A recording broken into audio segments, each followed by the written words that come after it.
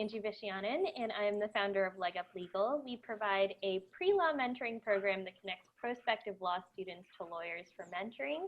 And we started doing these Zoom meetups at the beginning of COVID-19 to allow people to really connect with each other during these uncertain times and get to talk to practitioners and law school admissions consultants and folks just about what the legal profession is like and what law school is like, and find some resources that can help them going forward with their legal careers.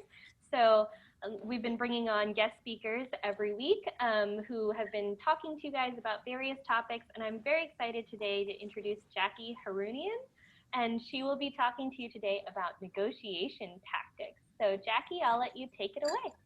Okay, great. Angie, thank you so much for inviting me today. And I think I'm going to turn this camera back around so I don't have to hold my phone. I really enjoy talking to law students, and I'm grateful for all of you that are attending now, and I know many others will watch this a little bit later on. So I've been practicing law almost exclusively in family law for almost 25 years. And back in the 90s, in the old days when we went to law school, it was still the infancy of emails. It was, we had to actually go to the law library and take out books for research. But even in those days when I was in law school, I realized right away that family law was an area that attracted me, and probably a lot of it had to do with the fact that I was already a mom. I was a young mom. I instantly connected with family law, and I see there's a lot of women on this call, and family law has always been a practice area that attracts a lot of women, and that is changing. Because as I will tell you later on, family law is an area of law that has changed altogether since I went to law school over 20 years ago. A lot of that has to do with changing gender roles. It has to do with the fact that in most households, you have men and women that are working, raising children. There are women advancing in their careers.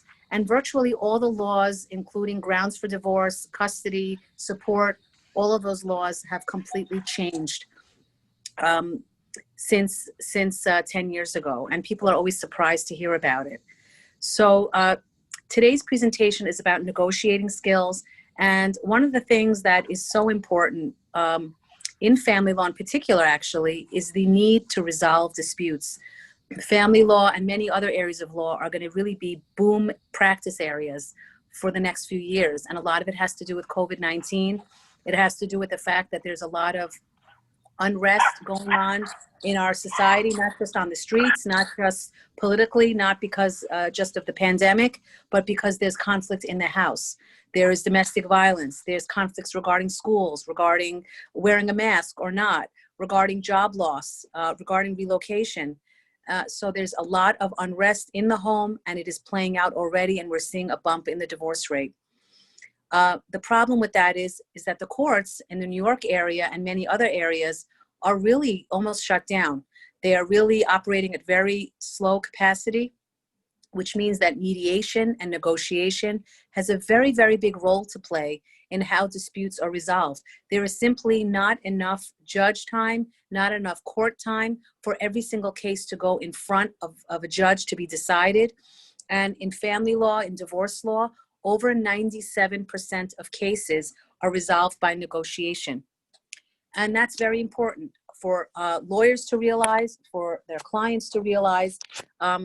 It's important that at some point there be some effort made to resolve disputes without court involvement.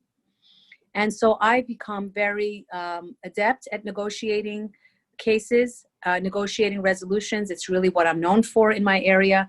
I'm a partner in a very high volume firm in New York. My firm is Wisselman, Harounian and Associates, and we have 9 lawyers here. And what makes negotiation challenging always has to do with the emotional tenor of the 2 people in the room, whether the stage is set to de-escalate emotion and actually have a conversation that leads to a resolution.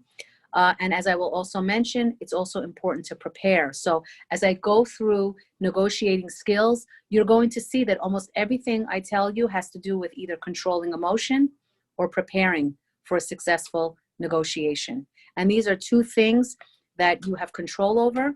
Hopefully you can control your client because in family law and in every case, there's not much you can control beyond yourself, your skills as a lawyer, and your client, hopefully. And in family law, if we're not able to control our clients, if we're not able to lower the emotional temperature in a case, we're not going to be able to resolve that case that easily. And in family law, that could lead to the police, it could lead to child protective services, it could lead to losing custody, it could lead to a lot of bad outcomes. And so this is something we are always trying to emphasize with our clients. So just to reiterate, it's important to negotiate. Most cases need to be resolved by negotiating rather than going to trial. In most large jurisdictions, over 95% of cases are resolved by settlement and negotiation, not by trial. And in the COVID era, everything I just said is even more the case. Busier dockets in almost all areas, and less resources available in terms of judges and referees being able to resolve those disputes. So all of this means that when you go to law school and when you learn the law, which is exceedingly important, obviously, you also want to always keep in mind that one of the roles we have as attorneys is to help resolve cases, to help to be the peacemakers and the healers in this world, if possible, to always give options to our clients that it's important to resolve and negotiate cases, not just to set the stage to go to a battle that, by the way, they might not win, that even if they win, could be appealed. That creates a risk that might bankrupt them, that might destroy their family. So many reasons why it's better to negotiate than to go to trial.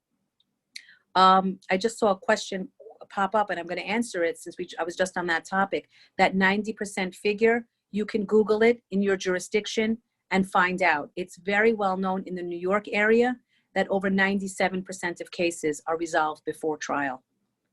That's a very well-known statistic. And this is something that you see again and again. A lot of it has to do with, I guess, the size of the jurisdiction, population density, the court system there.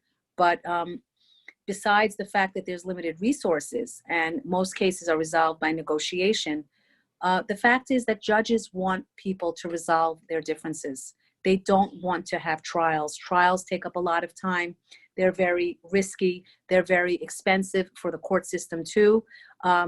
You know, judges don't necessarily want to make rulings that are going to be controversial. Whenever possible, the court system allows opportunities to settle, which is why I'm sure many of you know it takes forever to get a trial date. In New York, where I practice, it can take up to 3 years to get a trial in a divorce matter. And I wanted to say, Jackie, yeah. I think it's a great point that you're making that so many cases settle. I think that's something that a lot of students don't understand, because I think when you think of being a lawyer, most people think of this adversarial system that we have, and like it seems like based off of movies and everything else that everything goes to court, like you're in court all the time. And I think it depends on really the practice area that you're in too. There are just certain types of practice areas where people aren't as willing to battle things out in court. They want to settle. I practiced trademark and copyright law, and it's very much that way for trademark and copyright law. Very few times are they, bet the farm kind of cases.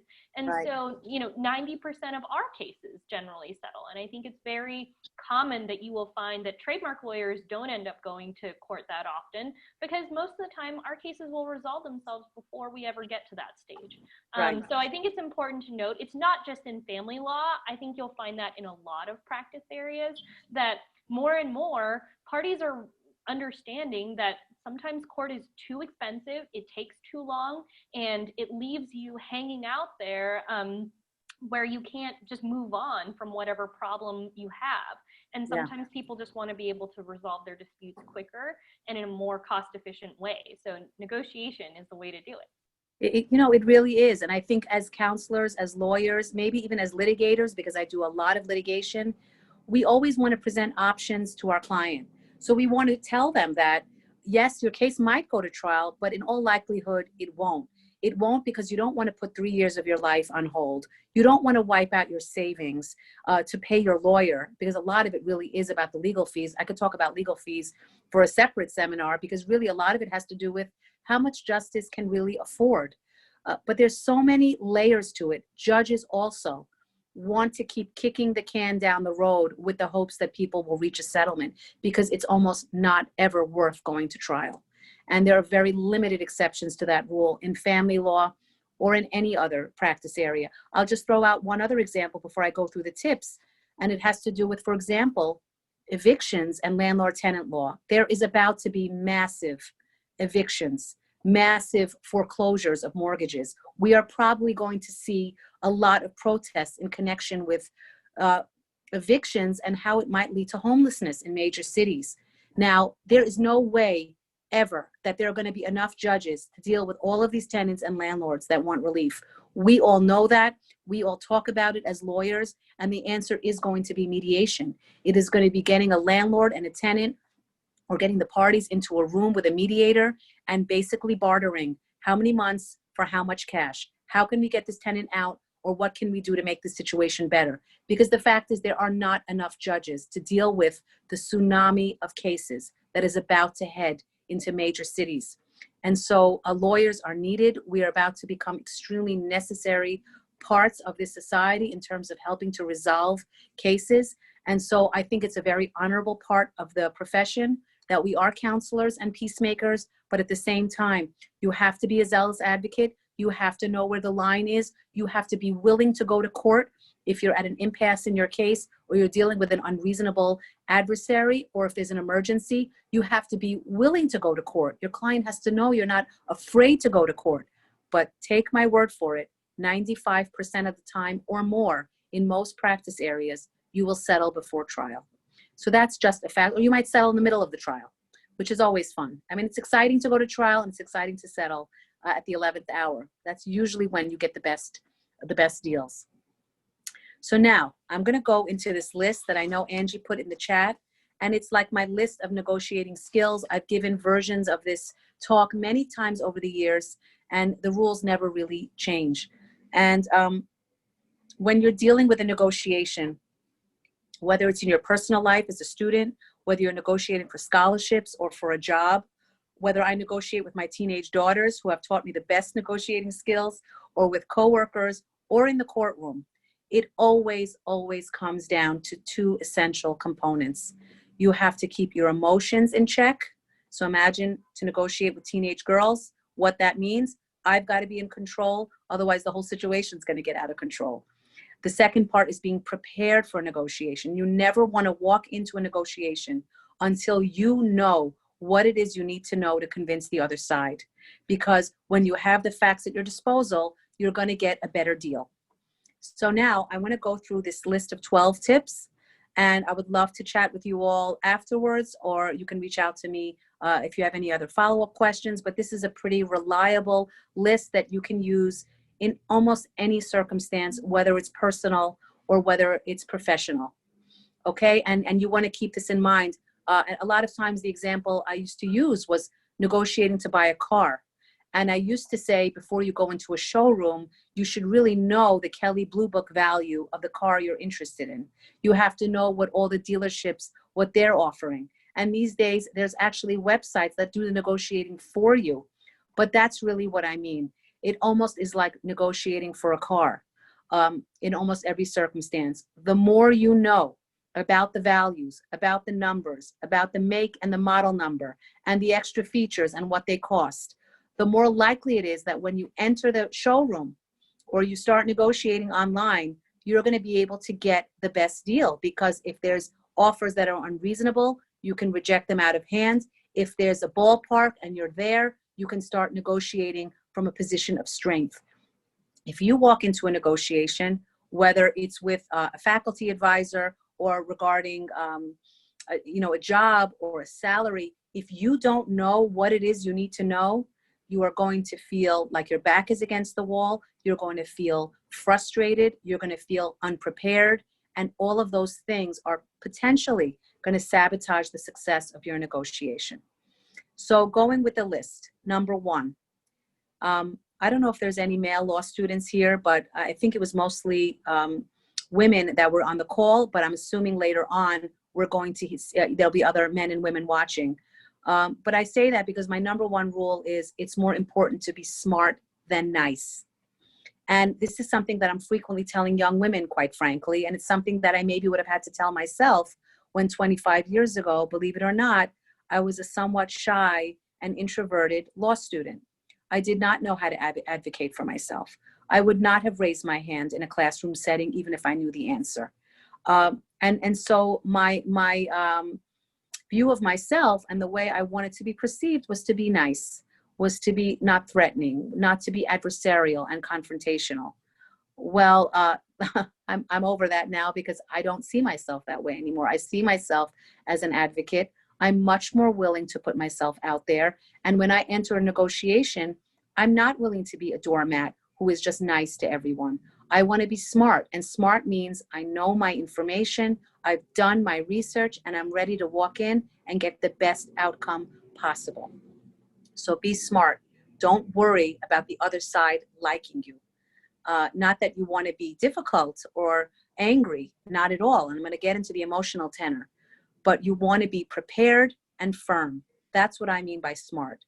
Fair, prepared, firm. All right, number 2, probably one of the most important rules, which is don't let emotions cloud your judgment.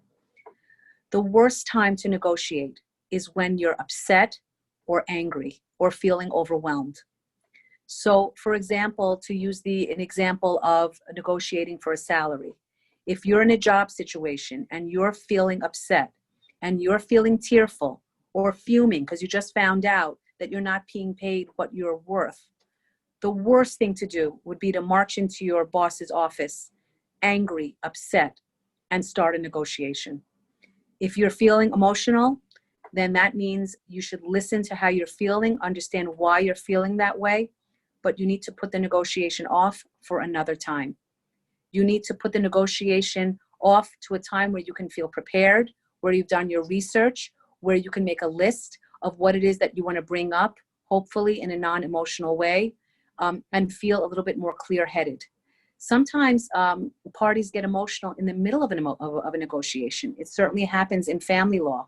The meeting will start out calm, we'll discuss numbers, and all of a sudden, things ratchet up and become emotional. Well, that's 100% is a clue that we need to leave the room. I'll tell my client, you know what, let's take a walk and come back. It does no service to my client or to me to have yelling and shouting going on during a negotiation. It's certainly not a good look in front of a judge. You need to keep your emotions calm and steady. And if you're not able to do that, or your client is not able to do that, you need to put an end to the meeting and say, you know what, now is not the best time. I think we've had enough. Why don't we continue this discussion next week? Why don't we follow up by email? The problem with uncontrolled anger in a negotiation is that once an individual's ego or pride kicks in, or it starts to get too personal, they will say things and do things that they regret later on. They could even completely sever the chance of ever reaching a deal again. And I have been in negotiations where things get so personal that the meeting gets so ugly that the case actually does head towards trial. That suddenly the case becomes litigated when before there was a possibility we could resolve it. So in every aspect, when you're negotiating for yourself or for a client, you want to make sure that you are always setting the stage for a continued dialogue, even if it means that you need to cut the conversation short for today. That's okay. There's nothing wrong with saying that. The next one is number 3, don't overreach. So I'm hoping a lot of you will learn this in law school, the concept of overreaching. Overreaching is taking advantage. It's being unfair. It's proposing terms that are unreasonable. It's almost like taking candy from a baby. You can't do that and expect an outcome that's going to be positive, or a negotiation that's going to be successful. There's too much risk, and sometimes it can actually be the basis to set aside an agreement that's negotiated. So for example, I negotiate a lot of prenuptial agreements. Prenuptial agreements before people get married have to be fair. If there's overreaching and an agreement is too one-sided, it can be set aside by a court. So terms have to be fair. The more fair your terms are, the more likely it is that you're going to get a resolution. the more likely it is your client is going to save time and money and aggravation in their case. The more likely it is that they're going to refer you to their friend because they said you were a good lawyer who really helped them with their case, didn't charge them too much, and helped them move on with their life. Moving on with your life in family law is one of the most important roles that I play. I'm trying to help people reach fair terms, not create an enemy with their spouse, smooth out their future with their children, and move forward with their lives. If I took the position, as some of the so-called sharks in my profession do, constantly putting forward unreasonable terms, constantly overreaching, constantly ratcheting up the emotion in a case, I might have a client who in the short term feels like I'm tough and protecting them, but I'm probably not going to get the best outcome from the client. Because once the client gets to court, they're going to realize what the laws are. The judge is going to look them in the eye and say, these terms are ridiculous. And the client's going to look at me and say, why did you tell me I was going to get $10,000 a month in child support? Why did you say that I was going to get sole custody when that's not really what the law is? So I have a responsibility to constantly educate my client about what's fair and the benefit of reaching fair terms sooner rather than later, which is going to lead to a settlement, hopefully sooner rather than later. All right, the next tip is number 4, be prepared. I think I've mentioned this a few times, but you have to do your research. And these days with the internet and all the resources available, it's almost like there's no excuse not to do your research. On almost every possible scenario you could think of in your personal life or your professional life, you need to do your research, do exhaustive research, be prepared. The more prepared you are, the more likely it is you're going to ace your negotiation. I mean, I can't tell you how many times as a young lawyer, as a young woman, I was in a conference room negotiating a deal for my client, and the other lawyer, usually an older male, would underestimate me, and I would whip out printouts of research I had done, cases I had researched, facts and figures and spreadsheets, and I would blow them away every time. There is simply no substitute for being well prepared. It builds your confidence as a negotiator. It shows your client that you know what you're doing. It creates a dialogue, because the way to share that information is to say, actually, I've done some research on this issue, and this is what I found. Here's a copy. Let me now hand it out. Here's a copy for your client. Let's all review this and see whether we can come up with something more reasonable.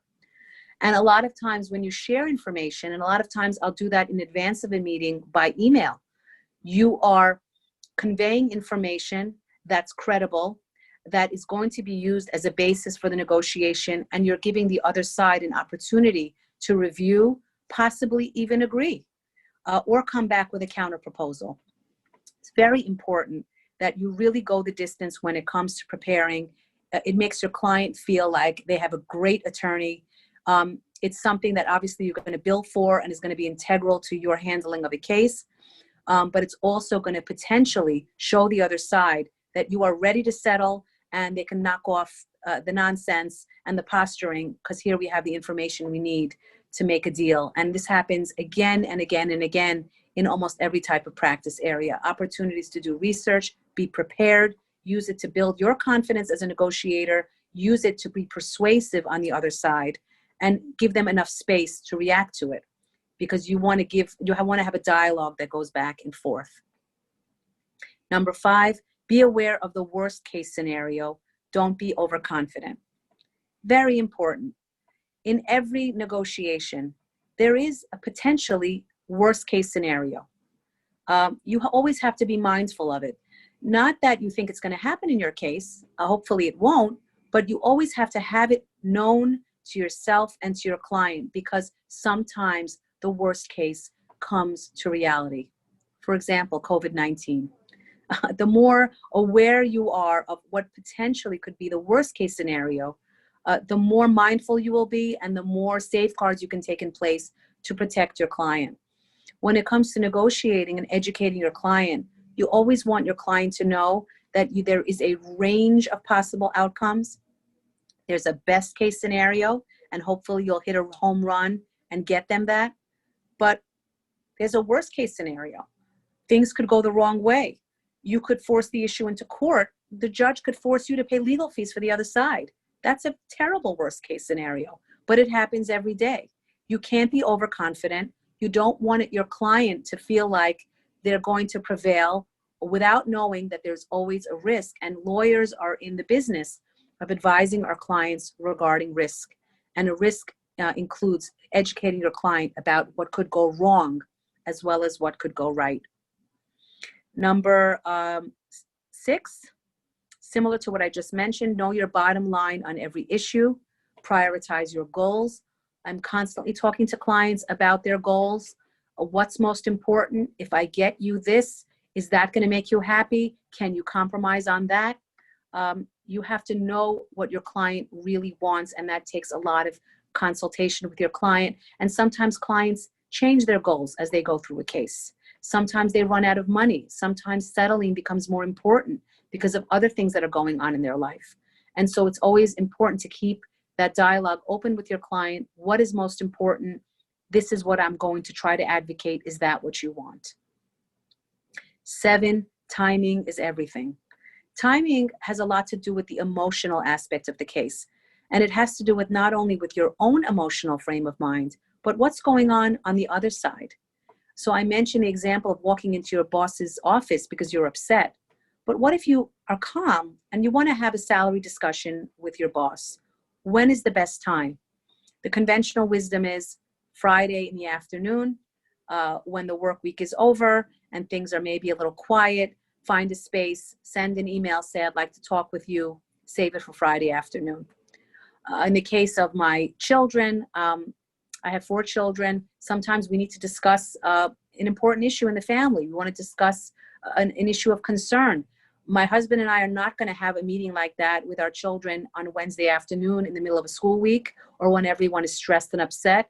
The best time to have a family discussion for me is either Saturday afternoon or maybe Sunday morning. Give everyone time to kind of calm down, get through with the school week and the work week. Find a time when everyone's a little bit calmer and there's nothing pressing on the schedule, and then we're going to sit down and have a 30-minute discussion, and hopefully no one is going to go off the rails. The timing is important. Always consider timing for a negotiation, and if necessary, postpone the negotiation or cut it short if you have to. There's no point in forcing a negotiation if the feeling in the room is not right. Number 8, be an adult. You can do this. This is something that really comes with the confidence aspect. Being willing to be a little confrontational at times, even in a negotiation, speaking up for yourself, advocating for yourself. A lot of times clients hire lawyers because they can't be their own advocate.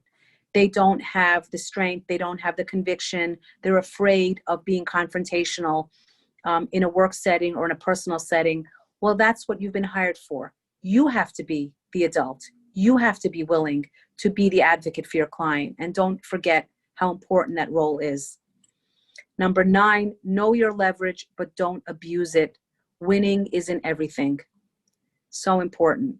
It's one thing to negotiate strong when you're negotiating to buy a car, because you can always tell the guy in the car dealership, I'm never going to see you again. I don't like your terms. It's something very different when you're negotiating with someone that you're going to have a continued relationship with, even if it's an ex-spouse in many of my cases. You can't burn bridges. It's not always about winning on every single point. Negotiating is really about making concessions. It's about making the right concessions, and it's about finding middle ground. And when I act as a mediator, as I frequently do in many of my cases, that is what I'm telling the parties that are sitting in front of me.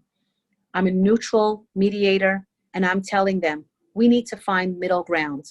This is not about winning or losing. This is not about one person walking out happy and the other one sad. And a lot of times what lawyers say, the right settlement is when everyone's a little miserable or everyone's only a little happy. If there's one side that's too gleeful about a settlement, probably wasn't the right settlement. You need to find something where everyone feels like this is the right deal. I can live with this. I think this is in my best interest, and I'm ready to move on with my life. If you can get a client to that point, you will have a successful negotiation and a case hopefully that's resolved with no appeal, and then the clients hopefully will speak well of you. 10, don't rush, wait for the right outcome.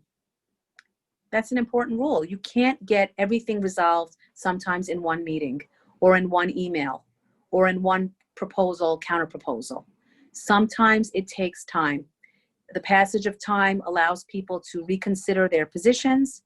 It allows them to really do their own research and maybe come to accept the research that you've done. It allows emotions to settle. Sometimes timing works in everyone's favor if everyone has some breathing room to understand the benefits of a settlement. And in between meetings and emails, attorneys are supposed to be coaching their clients, telling them the risks of settling versus going to court and the benefits of settling versus going to court. 11 and 12 are really the same rule, and it really does have to do with going to court if the negotiation fails. Assume you're being taped and act accordingly. Number 12, watch out for emails and texts because everything is evidence. So true in the family law world, couldn't be more true. People acting up emotionally, saying the wrong thing, putting pictures online, threatening, all this stuff goes on in family law and in criminal law and every type of law practically when you're talking about parties that are emotional. All of this becomes evidence. All of this makes the practice, the handling the case more challenging. So one of the things that I tell my clients from the beginning of a case is you really have to watch out not to create digital footprints that are going to come back to hurt you and possibly compromise the strength of your case. Be on your best behavior, take the high road, especially if children are watching. Really try to do your best to do the right thing and have confidence that the negotiation process works, that you've hired a lawyer that wants to get you there, and the rest of it, you have to really do your part as a client and as an attorney. So Angie, that was my list of rules. Did you want me to go through the questions or do you want to pose questions to me? Well, I want to make sure that we answer the students' questions first, and then I can pose more questions. So, Sure. So Emily asked, in a trial setting where the party that you're representing has information asymmetry, do you withhold the negotiation until discovery? For example, if you're representing an employee who doesn't have all the employee records, how do you proceed? Well, that's a little bit of a difficult question because it really depends on the judge. When you're already at trial, discovery is already supposed to be complete. And at the same time, you're not allowed to really ambush the other side with evidence that potentially could be material to a case. So if I know opposing counsel, if I'm trying to resolve a case, and hopefully the judge is on board because almost all judges push settlements, even at trial, I'm going to want to have an off-the-record discussion about any newly discovered evidence or evidence that wasn't disclosed that should have been disclosed. And judges are supposed to really supervise that process to make sure that there is ample opportunity for both sides to review evidence and maybe even sometimes subpoena new evidence. That does sometimes go on mid-trial, but it's not supposed to. All of this stuff is supposed to be aired and shared prior to the trial. Can you go into details about the widely accepted viewpoint about not making an opening offer? How have you seen the opening offer set the tone in negotiation? You know, I think that's not something I think can be in a general rule across all practice areas. For example, in real estate law, sometimes you have to give an opening offer in order to get a negotiation going. And there's a whole art and a science to what that opening offer should be. And brokers and lawyers have very strong opinions sometimes about what offers should be. Right now, we're in a seller's market in real estate in the New York area. It's actually a very strong seller's market because of COVID-19. So you would never want to give an opening offer that's too far off the asking price because you're not even going to get a response. We have now buyers lined up for a lot of houses. In family law, I am a huge proponent of reaching across the aisle very early on in a case, especially if I know opposing counsel is going to work with me, and especially when it comes to issues involving children and custody. I like there to be ground rules. I want everyone to be on board with them. And what I found is that when parties can really get past the idea of a divorce and the betrayal and the anger and really focus on co-parenting and what's best for their children, making an early offer to resolve some issues, even if it's not the entire case, can really, really warm up the negotiation and lead to other settlements on other issues. I mean, again, it's hard to generalize across every practice area because different practice areas have different protocols. What impact, if any, do those people impacted by a case but not the parties play in negotiations? So, for example, the children, or if there's people that are impacted in, like the ACLU may settle with a law enforcement body about a new or proposed right. What's the border between being a zealous advocate and a responsible? Yeah, I mean, I don't want to convey that you have to settle at all costs. That is not what I mean at all. I think you do have to be a zealous advocate, and in every case, including in divorce matters, we have a responsibility to cover the ground and make sure we don't miss anything. We have to investigate assets. We have to do our due diligence. All of that is exceedingly important. When I talk about settling a case, I'm talking when I'm prepared, and that could take weeks and sometimes months before we're ready to sit down and resolve a case. It's not from day one.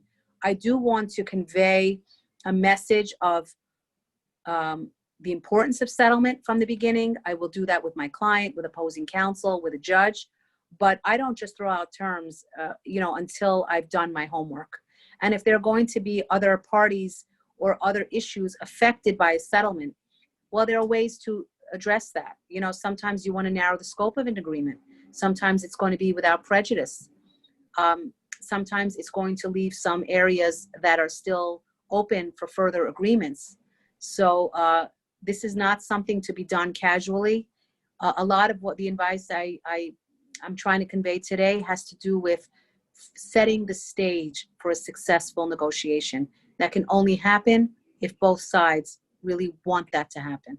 You can't resolve the case if one side is not ready or unwilling. And so you have to wait until those opportunities present themselves. And sometimes it happens only when you get to court. And it only happens because there's mandatory mediation in that your jurisdiction, or you have a judge that makes it very clear that he finds one side or the other to be unreasonable. And you better watch it, counselor, because I'm going to award counsel fees because I see something here I don't really like. Sometimes you need to get to that point. And that's okay. That's all right. I mean, you can't force a settlement unless both sides are ready to be at that table and start finding the middle ground. Do you have any tips for if you're dealing with a very emotional client and it's hard for them to divorce their emotions from the issue that you're trying to negotiate? How do you go about calming your client's emotions and trying to get them to focus on the objective? So emotional clients are like my entire practice, especially in the very beginning. But most clients, once they understand the laws and how the laws apply to the facts of their case, they will calm down. And in most cases, there is sort of an arc of emotion that sort of de-escalates because people do move on with their lives. In the beginning of a lawsuit, there is heightened emotion, any type of lawsuit. So my job is to listen. We are counselors, lawyers, including litigators. Litigators usually aren't so good at this part, but we're supposed to listen.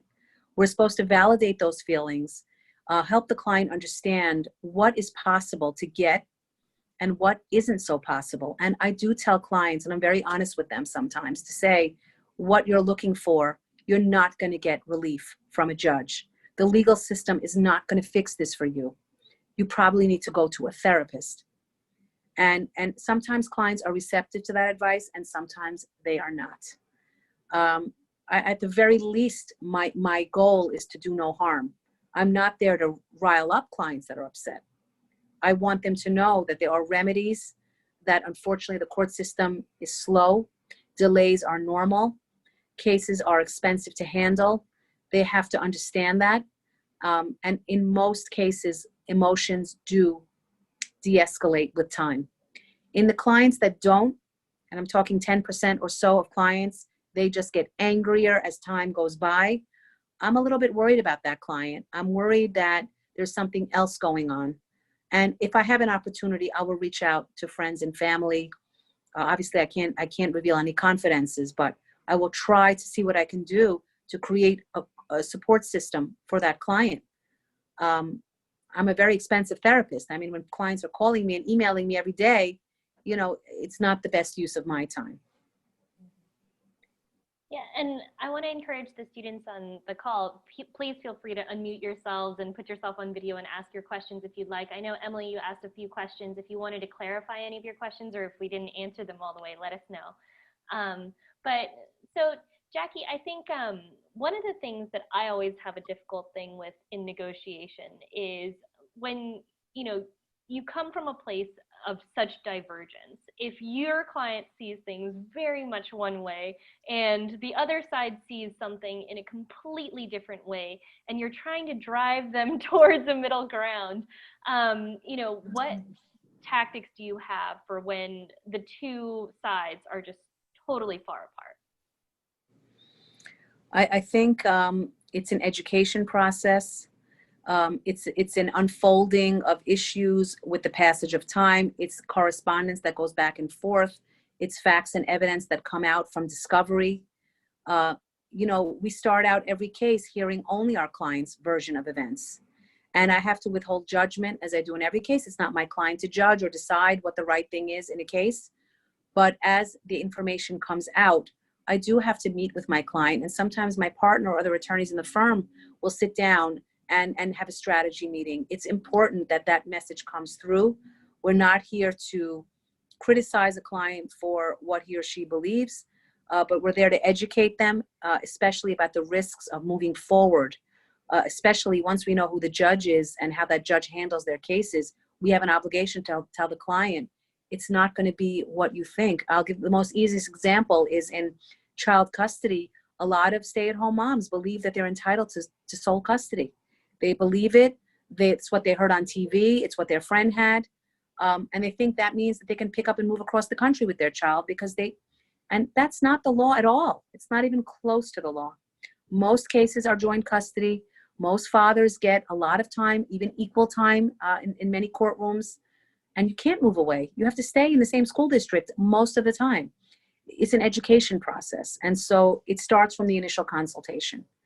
And eventually, in most cases, 95% of cases, it sinks in and they settle and they move on and they understand. Sure. It's really just trying to get expectations to match reality if we can.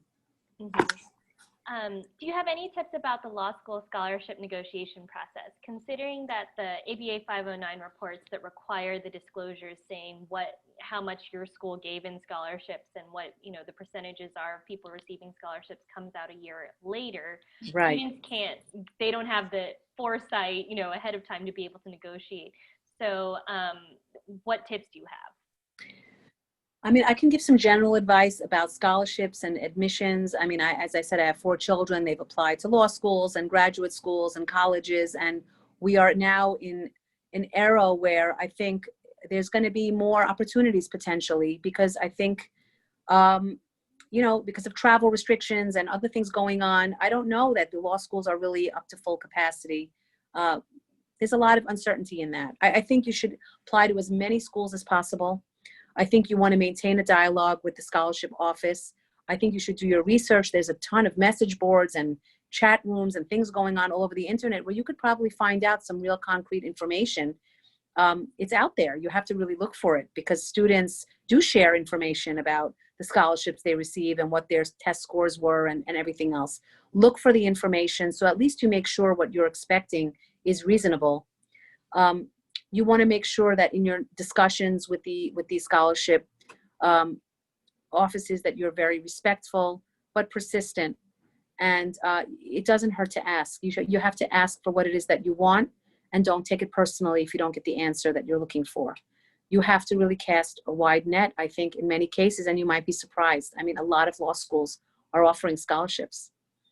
And they offer scholarships for all sorts of different reasons. It may not Exactly. just be because you're in the GPA or LSAT medians that, they need you to be in. It may be for a wide variety of other reasons. If you Right. have, if you might help them meet, some of their They might be looking for a very robust and diverse group of people. So if you Oh, bring yeah. something very unique to the table, they may be willing to offer you more scholarships than you think. So I think that the other thing to note is that, know that they're negotiable. I have so many students that just take what the school offers them and they never Exactly. ever, negotiate. But you know what? You're never going to get what you don't ask for, right? That's So exactly right. go ahead and just ask. And you can always use the offers that the other schools give you to combat what a school has offered. So, I mean, apply early enough in the process so that you Yep. get a lot of offers from a lot of other schools, and then Right. use the scholarship offers that they've given you to say, well, I really want to go to your school. It's my number one choice, but I'm paying for this myself. Right. And I have to, move across the country to go to your school. And I need to make sure that, I have the money to be able to afford this. So can you offer me, this much more? I think if you compare what other schools have given you, a lot of times, the schools will come back and say, okay, well, they've already been given all these good offers elsewhere. If we really want to entice this person to come, we're going to have to up our offer. Yeah, I agree. I think, I'm active with my law school, Hofstra Law School in New York, and they are looking for diversity. They want students from all over the country. You might have some X factor that you don't even know the school is looking for, and the only way to find out is to put yourself out there in a respectful way, do your research, and explain to them why you're a unique candidate. I think it really transcends the numbers in a very big way. You have to really maybe you can start a club, or maybe you're going to work in the clinic, or maybe you have a special interest in immigration law or intellectual property or something that you can really make yourself stand out. And it's on you to really distinguish yourself in that way. When I say cast a wide net, I mean apply to every possible school that you can, because you'll be surprised where the scholarships come from. You got to really go for it. And every educational institution is in a very different financial boat right now. I mean, there's some educational institutions that are just hurting because they might have been hit super hard by COVID-19 and the fact that there's not as many people going. I know a lot of law schools are subsidized by their undergraduate institutions, and if their undergraduate institutions were hit hard, they may not have as much scholarship money anymore. But then there's educational institutions who have prepared for crashes like this, and they're able to weather the storm. So you really have no idea, what situation the school that you're applying is into. So yeah, cast a wide net. You might find that there are plenty of law schools that may offer a robust curriculum that will suit your interests. And I think that too often I see a lot of students just apply to schools in a specific geographic region, or they apply to schools just because they know they can get into them. But that might not be the best fit for them. Make sure that you do apply to a few reach schools, you do apply to a few safety schools, and that you do apply to a few where you're square in the medians of your LSAT score and GPAs for those schools. And applying to that wide range will give you more options, because if you only apply to reach schools, if you only apply to the ones that you really, really want to get into, those schools are less likely to give you scholarships because you're at the bottom of their medians, or you're way underneath the median. And so they know that if they extend you an offer, you're more likely to just accept. Versus if you apply to a few schools that are on the lower end, but they still have a very robust curriculum that is suited to your interests, you may be able to get better scholarships because you're on the higher end of their range. So yeah, definitely, vary it up with the types of schools that you're applying to. Let's see, what skills did you acquire to teach non-lawyers the language of law? When you explain to your clients what is the relevant law, how do you do it without losing them to legalese? Yeah, I mean, fortunately, family law doesn't have a lot of legalese for most of the issues. The child support statutes are a little technical. It's really just math. Some of the laws regarding valuations of pensions or businesses can be a little technical because we're dealing with tax and forensic accounting. But most of my practice area really is common sense. It's things that have to do with family and relationships. And actually, after law school, I actually went back and I got a degree in psychology, in forensic psychology, because I realized that family law is at least 50% psychology and even social work. It really is just really relationships, emotions, building bridges, trying to understand where clients are coming from, and also where the other side is coming from. In family law, we do have a lot of very unreasonable people. I mean, people with mental illness. And a lot of divorce lawyers, quite frankly, they have personality disorders. They are like, really difficult people, some of them, not all of them. The more you understand the underpinnings of people, and for me, it always comes down to psychology, the more you can really meet them where they are and explain things in a way that they can accept. And I avoid legalese whenever possible. And I also call in experts when I have to, and as frequently I do have to when I'm dealing with people that are high net worth and have specific assets that are more complex, or mental health experts. I am not going to say I know everything about every topic. If necessary, I'll bring in people that are more qualified and have more information that I need. Well, thank you so much for your time today, Jackie. I really My appreciate pleasure. you for coming to speak today, and I look forward to hopefully bringing you back to talk about family law as a practice area. I think that there's a lot of students who watch these meetups who are really interested in that practice area, so I would love to get more into the nitty-gritty of what that practice really looks like. So I would love to bring you back again in the future. And thank you so much for your time. My pleasure. It was really nice to share this time with you, and I appreciate all the questions. And if anyone has follow-up questions, just send me an email. I'd be happy to answer. Yeah, and if you would be open to people connecting with you on LinkedIn, do you mind dropping your LinkedIn into the chat box? I'm going to put it in right now. Absolutely. My pleasure. Okay, perfect. And thank you so much, everybody, for being here with us today. I really, really love going to these meetups and seeing all of the new faces and our regulars. So please join us again on Thursday. We'll have another meetup on this Thursday, and then next week we're going to be taking the week off, so we're going to go on hiatus, and then we'll be returning the following week. So if you have any more questions, feel free to reach out to me or Jackie, and we'll see you on Thursday. Bye all.